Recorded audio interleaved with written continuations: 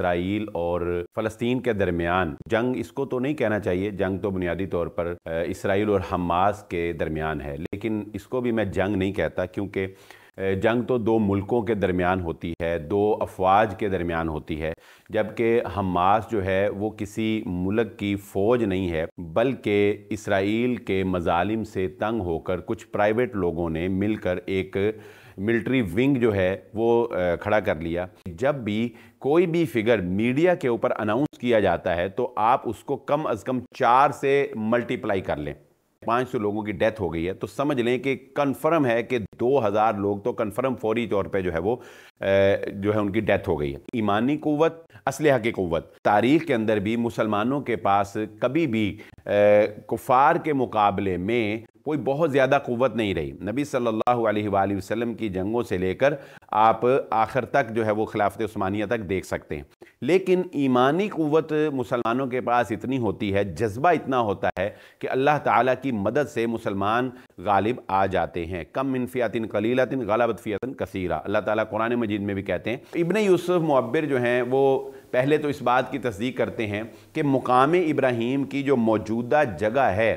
क्योंकि इमाम महदी से जो बैत ली जानी है वो मुकाम इब्राहीम और हजर असवद के दरमियान है, और ये खजूर का जो दरख्त है ये हजर असवद के बिल्कुल करीब, उन्होंने कहा कि 10 फुट के करीब मैंने देखा, यानी वो खजूर का जो दरख्त है वो उसको इमाम महदी की दुनिया में पैदा हो जाने से ताबीर करते हैं। बिस्मिल्लाहिर्रहमानिर्रहीम। हमारी गुफ्तगू सिलसिला वार इमाम महदी से लेकर क़यामत के कायम होने तक के बारे में जारी है।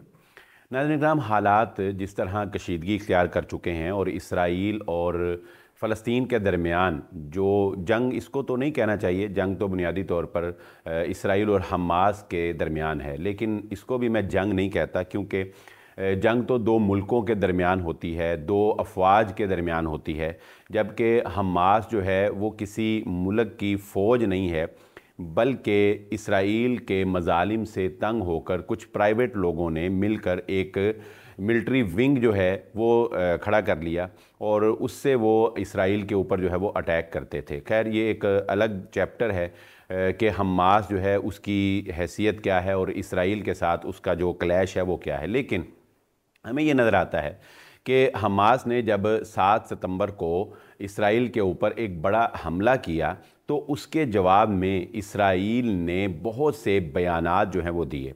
और उसके जवाब में इसराइल ने गज़ा की पट्टी को मुकम्मल तौर पर साफ़ कर देने का भी अपने अल्फाज में और अपने बयानात में इजहार किया है। देखिए, गज़ा की पट्टी जो है, जिसकी लंबाई जो है वो तकरीबन 40 किलोमीटर और उसकी गहराई जो है वो 10 किलोमीटर है, इसके अंदर दुनिया की सबसे ज़्यादा आबादी कम तरीन हिस्से में अगर कहीं है तो वो गज़ा के अंदर ही रहती है, और 22 लाख के करीब लोग जो हैं वो यहाँ पर आबाद हैं। यानी 22 लाख लोगों का मतलब है कि आप वहाँ पर एक हल्का सा भी ब्लास्ट करते हैं तो वहाँ पर सैकड़ों लोग जो हैं उनकी मौत वाक़ई होगी। इसराइल ने वहाँ पर बेशुमार बमबारी की, और बग़ैर किसी रुकावट के, बग़ैर किसी निशानदही के और बग़ैर किसी को जो है वो बचाने की गरज से इसराइल ने वहाँ पर जो है वो बम्बारमेंट की है, जिसकी वजह से आप जानते हैं कि बहुत से सिविलियंस लोग जो हैं, जिसमें से बहुत तादाद जो है वो बच्चों की है, वो भी मारी गई है। और आज के रोज़ ही अगर आप देखेंगे तो एक बहुत बड़ा अटैक जो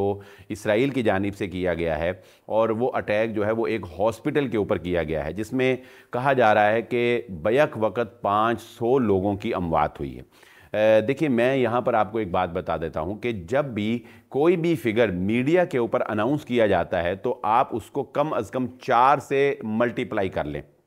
यानी अगर ये कहा गया है कि 500 लोग जो हैं वो मर गए हैं, 500 लोगों की डेथ हो गई है, तो समझ लें कि कन्फर्म है कि 2000 लोग तो कन्फर्म फौरी तौर पे जो है वो जो है उनकी डेथ हो गई है। और अगर ये कहा गया है कि 10,000 लोग जो हैं वो इंजर्ड हैं, वो ज़ख्मी हैं, तो समझ लें कि वो 10,000 नहीं है बल्कि वो 40,000 लोग हैं जो इंजर्ड हैं, और वो 40,000 जो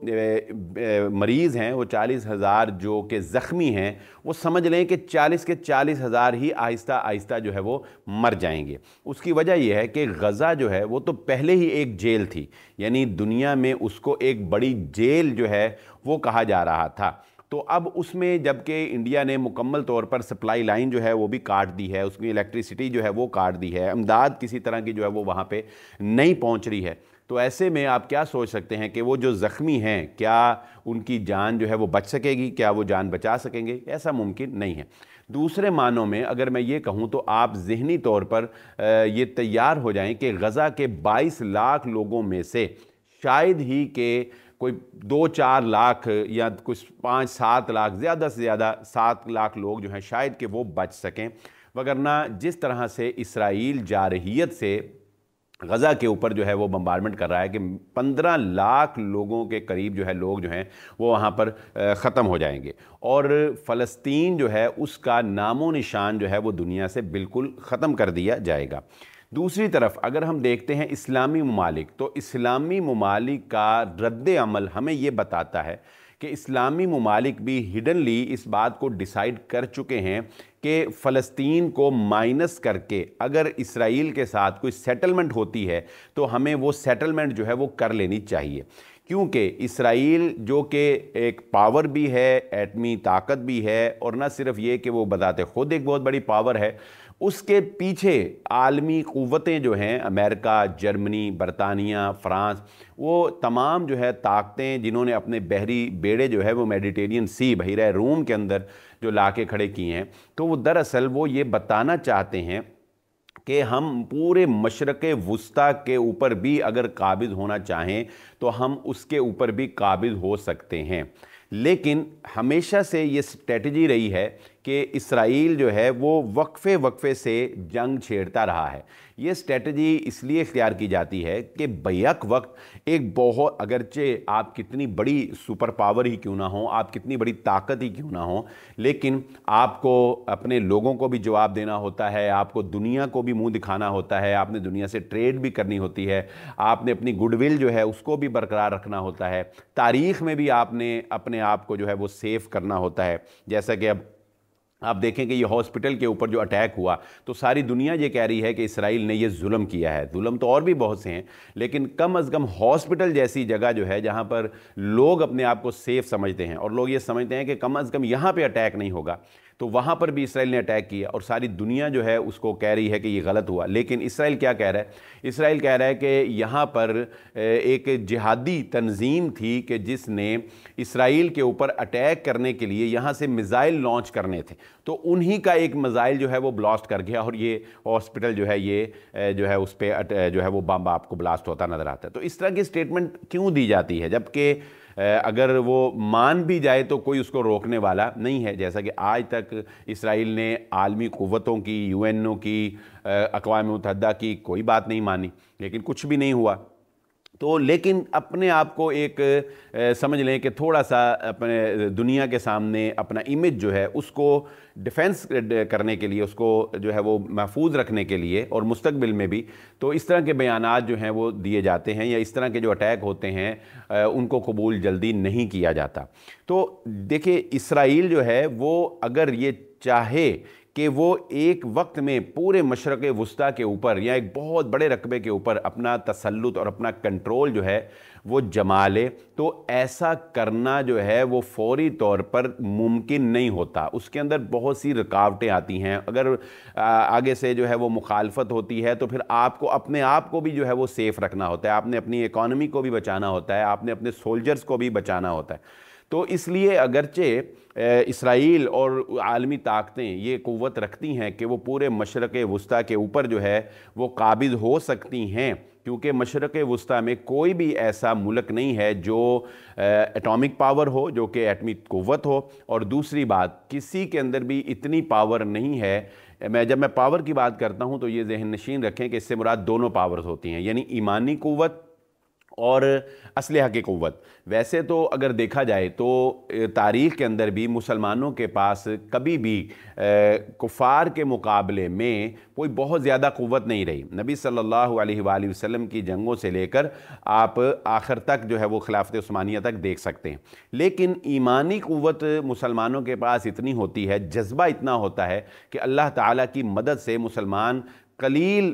طاقت کے ساتھ اور کم تعداد کے ساتھ بھی اکثریت کے اوپر غالب آ جاتے ہیں۔ کم من فئۃ قلیلۃ غلبت فئۃ کثیرہ، اللہ تعالیٰ قرآن مجید میں بھی کہتے ہیں کتنے ہی چھوٹے گروہ بڑے گروہوں کے اوپر جو ہے وہ اللہ رب العزت ان کو کامیابی دیتا ہے۔ لیکن مسلمانوں کے پاس ایمانی قوت بھی ایسی نہیں ہے، جذبہ نہیں ہے، وہ شوق نہیں ہے دشمن سے مقابلہ کرنے کا۔ جیسا کہ اقبال نے کہا تھا کہ میں تجھ کو بتاؤں کہ تقدیر امم کیا ہے، شمشیر و ثنا اول طاؤس و رباب آخر۔ لیکن افسوس کہ مسلمان طاؤس و رباب کے اندر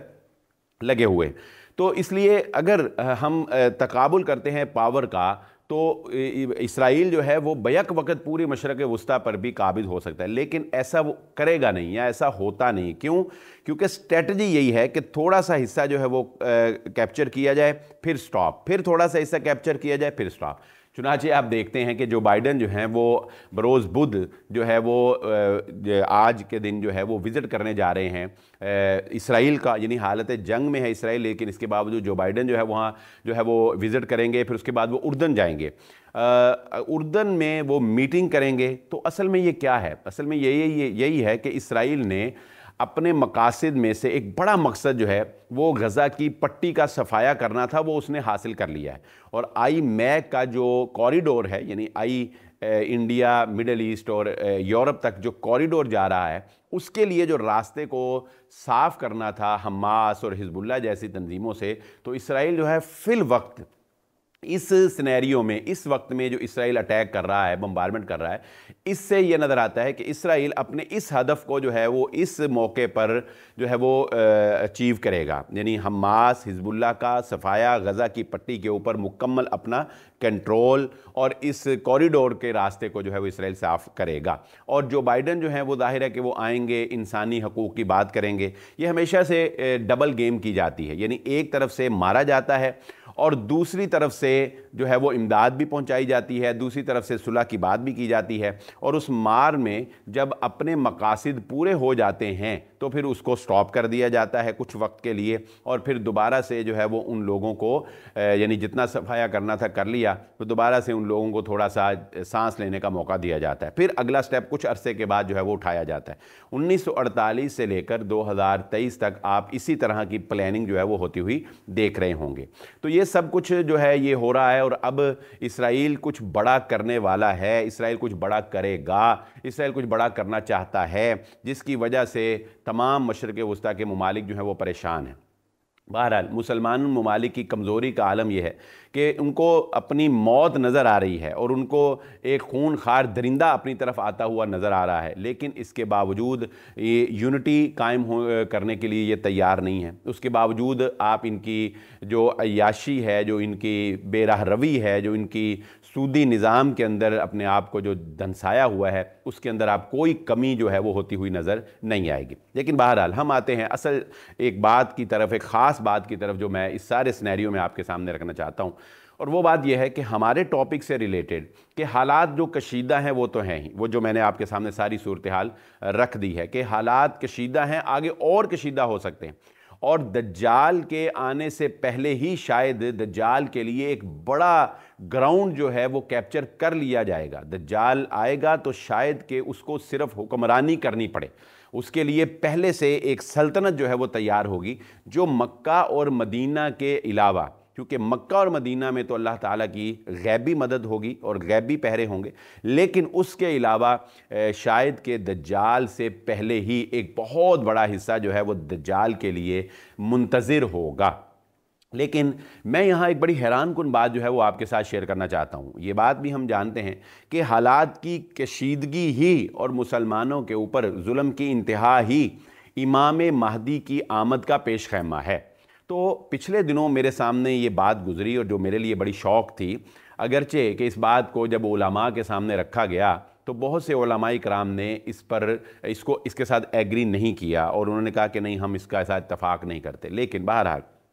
پچھلے دنوں ایک پاکستان کے لاہور شہر کے اندر ایک بڑے مشہور معبر ہیں، ابن یوسف المعبر کے نام سے وہ جانے جاتے ہیں۔ وہ لائیو یوٹیوب کے اوپر سیشن لیتے ہیں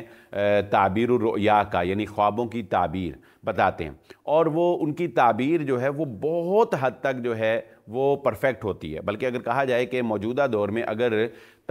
ताबीर रुया के हवाले से कोई बंदा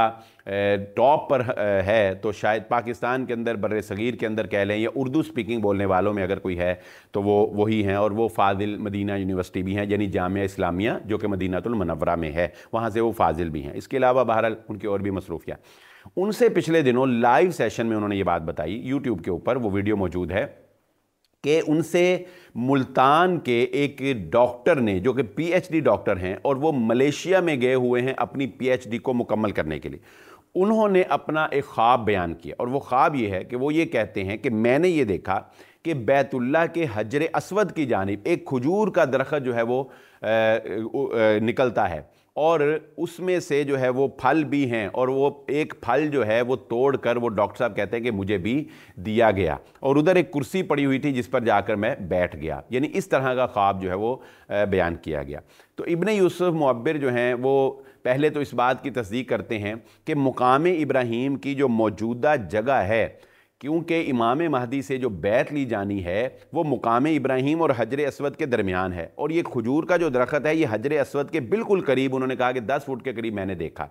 तो वो कहते हैं कि पहले तो इस बात की तस्दीक की जाए कि मुकाम इब्राहीम की मौजूदा जगह क्या ये एग्जैक्ट वही है जो रसूलुल्लाह सल्लल्लाहु अलैहि वसल्लम के दौर में थी। तो फिर एक आलिम दीन से ये पूछा गया तो उन्होंने इस बात की वजाहत की कि नहीं, ये एग्जैक्ट जगह नहीं है, बल्कि हज़रत उमर इब्न ख़त्ताब रज़ियल्लाहु ताला अन्हु के दौर में सैलाब आया था, तो जिसकी वजह से मुकाम इब्राहीम जो है वो अपनी असल जगह से थोड़ा सा हट गया था। तो इस वक्त ये जहाँ पर है यहीं पर फिर हज़रत उमर इब्न ख़त्ताब रज़ियल्लाहु ताला अन्हु ने इसको जो है वो फ़िक्स करवा दिया,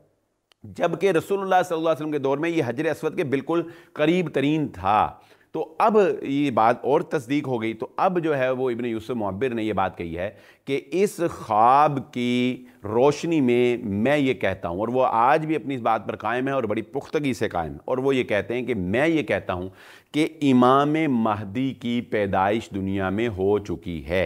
यानी वो खजूर का जो दरख्त है वो उसको इमाम महदी की दुनिया में पैदा हो जाने से ताबीर करते हैं। और वो ये भी कहते हैं कि डॉक्टर साहब को जो उसका एक फल जो है वो दिया गया और कुर्सी पे जो बैठाया गया, तो ये इस बात की तरफ इशारा है कि इनको भी इमाम महदी की फ़ौज में से कोई ओहदा जो है वो दिया जाएगा। ये बात बड़ी ही शौक़ कर देने वाली है। देखिए, ये बात मैं अपनी वीडियोज़ में आपके सामने बारहा रखता चला आया हूँ कि इमाम महदी की आने के लिए हालात अगरचे नज़र आ रहे हैं कि उस तरफ जा रहे हैं तेज़ी के साथ, लेकिन फिर भी हम बहरहाल मेंशन नहीं कर सकते कि वाकई उनके आने का वक्त हो गया है, क्योंकि ये अल्लाह ताला की हिकमतें हैं। हो सकता है कि उनको आने में भी कई 100 साल लग जाएं, और ये भी मुमकिन है कि वो चंद दिनों और चंद महीनों के अंदर जो है वो ज़ाहिर हो जाएं। बहरहाल इस बारे में कुछ भी हतमी तौर पर नहीं कहा जा सकता, लेकिन ये बात मेरे लिए बहरहाल बड़ी शौक़ थी कि उन्होंने बड़े ही पुख्ता वसूख से ये बात कही कि इमाम महदी की पैदाइश हो चुकी है। तो अगर उनकी पैदाइश हो चुकी है और वो ये मामला अब आखिर तक की तरफ जा रहा है, तो हमें इसके लिए मुकम्मल अपने आप को और ज़्यादा तैयार करना है, अपने ईमान को और ज़्यादा पुख्ता करना है, और इस मीडिया वॉर से और इसके फितने से और इस दज्जाली जाल से और ज़्यादा मुकाबला करने के लिए अपने आप को क़ुव्वत जो है वो फ़राहम करनी है। इसके कैसे बचा जा सकता है, इसके लिए भी हमारी वीडियो जो आपके सामने आती रहेंगी, और मज़ीद जो है सूरतुल कहफ़ की जो आयात हैं उनकी तिलावत, उस बारे में भी हम इंशाअल्लाह अपनी आइंदा वीडियो में आपके सामने सारे हालात रख देंगे।